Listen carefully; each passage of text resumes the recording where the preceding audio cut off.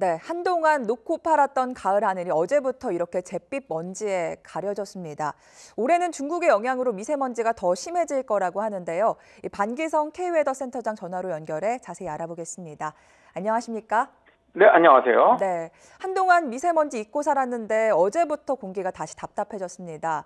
113일 만이라고 하는데요. 지금도 남부지방 공기 안 좋은데 센터장님 이제 시작이라고 보면 되는 건가요?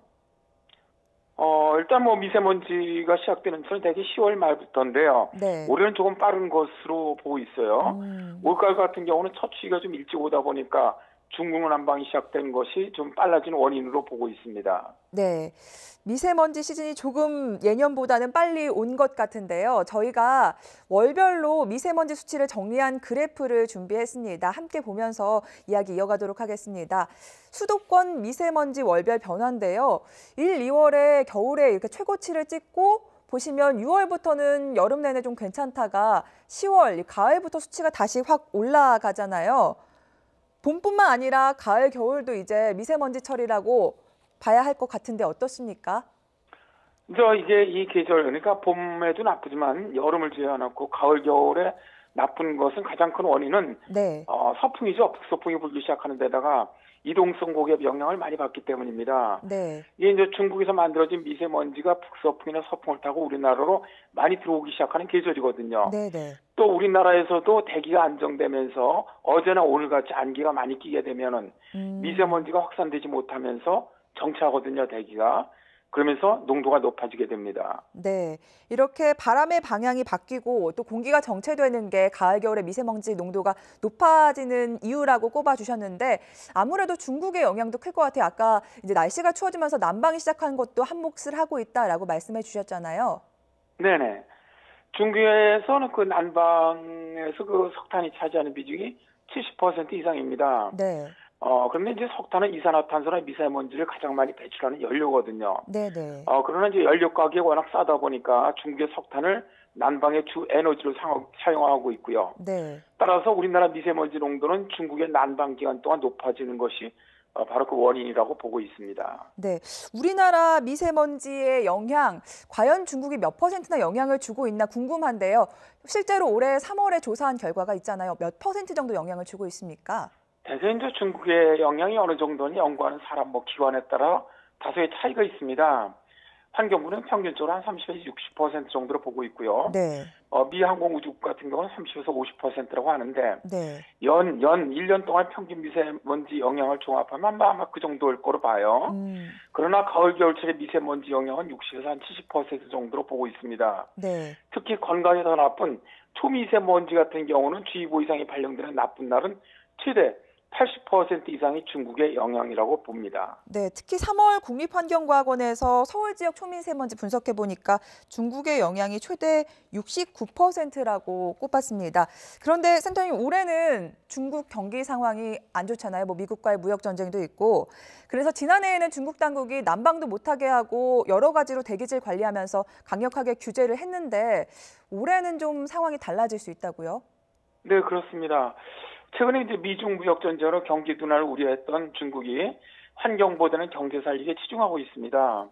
9월 27일이었죠. 중국 정부가 발표한 추동기 대기오염 특별 대책을 보면 중국은 이번 가을과 겨울이죠. 10월부터 내년 3월까지 베이징이나 텐진이나 허베이 이쪽 지역의 초미세먼지 농도와 대기 오염이 심한 일수를 네. 3% 줄이기로 했다라고 발표를 했는데 네. 이거는 작년에 내놓았던 대책보다 5분의 1에 불과합니다. 5분의 1이요? 그리고 말씀하신 것처럼 제철소라든가 난방 이런 것도 작년 좀 많이 억제를 했는데 올해는 상당히 완화될 것으로 보고 있거든요. 네. 즉 제가 이래 보면은 거의 중국이 이제는 올해 같은 경우는 미세먼지 대책을 포기한 수준이 아니냐 아하. 이 정도로 보입니다.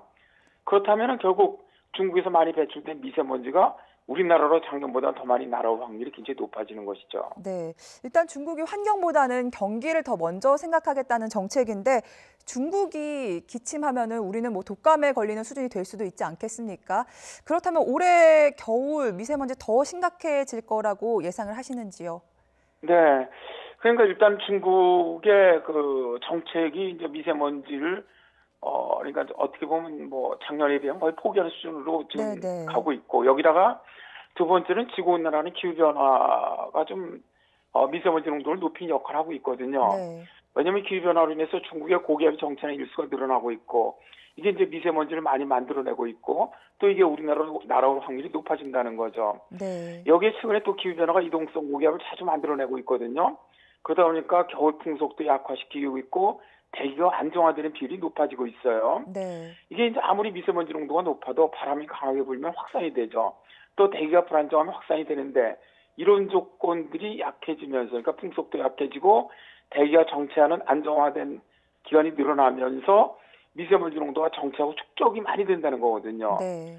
그래서 저는 당분간은 정부에서 아무리 강한 대책을 추진한다고 해도 네. 미세먼지 농도가 획기적으로 낮아지긴 좀 어렵지 않냐 그렇게 보고 있습니다. 혹시 바람이 더 세게 강하게 불면 미세먼지 그 정체된 공기들이 빨리 빠져나갈 수도 있는 건가요? 그렇죠. 그런데 최근에는 바람이 많이 약해지고 있거든요. 네. 중국 쪽이나 우리나라 쪽으로.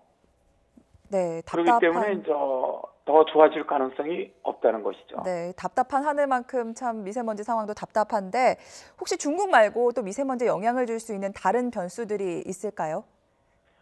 조금 전에 말씀드렸던 것이 아무래도 이제 기후 변화죠. 네. 기후 변화로 인해서 이제 우리나라 쪽에 아무래도 미세먼지 농도가 더 많이 정체되고 축적될 확률이 굉장히 높아진다는 거죠.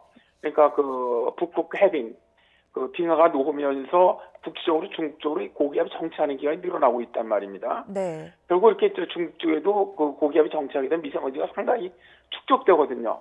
그런 이 미세먼지가 결국 서풍을 타고 우리나라로 올 수밖에 없습니다. 네. 그렇기 때문에 중국의 남방뿐만 아니고 지금 저 심각해지고 있는 지구온난화라는 기후변화가 앞으로 미세먼지 농도가 더 높아질 가능성을 아주 굉장히 높게 만드는 것이죠. 네. 센터장님 지금 TV 함께 보고 계시는 시청자분들도 참 답답하실 것 같은데 미세먼지에 대한 가장 좋은 대비 마스크가 정답일까요? 외출하실 때는 보건용 마스크 쓰시는 것이 뭐 최상의 방법이라고 생각을 합니다. 네. 그다음에 저 집안에 계실 때는 물론 집안에 계실 때는 저 뭐 환경부에서 옛날에 문을 열지 마라 그러는데 나쁜 네. 날이라도 환기를 시켜주시는 것이 좋고요. 아, 네, 그 네. 대신 이제 가습기 틀어주시고 스프레이를 공중에 좀 뿌려갖고 미세먼지를 낙하시킨 다음에 걸레로 좀 닦아주는 것이 좋습니다. 네. 그다음에 물을 좀 많이 마셔두는 것 이렇게 이제 중요하다고 봅니다. 네, 알겠습니다. 반기성 K웨더 센터장님과 함께 미세먼지 상황 알아봤습니다. 감사합니다. 네, 고맙습니다.